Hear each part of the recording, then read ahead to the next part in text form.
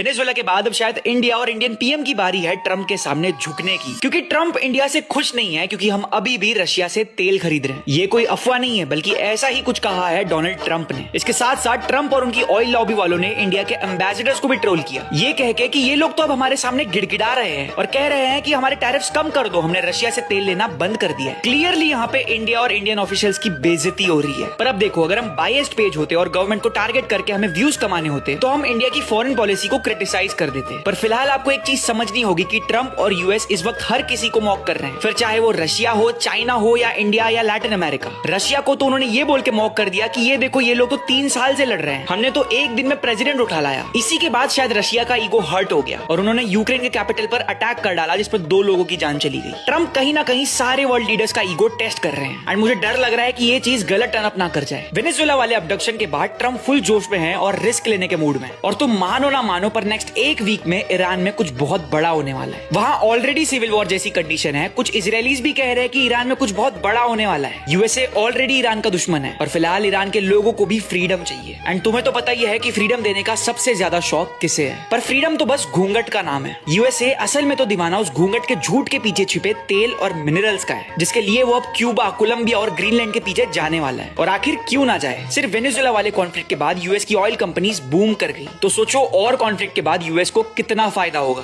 बस फिर समझ जाओ, यूएसए में इसी फायदे को पीस बोलते हैं, जिसके बाद ट्रंप अपने न्यू ईयर रेजोल्यूशन में कर रहे थे। यूएसए में तो पीस आ जाएगा, पर बाकी दुनिया में हड़कंप मचने वाला है। Iran, Taiwan, Cuba, Colombia, Greenland, ये सब एक टिकिंग टाइम बॉम्ब पर है। दुनिया में बहुत कुछ होने वाला है और उन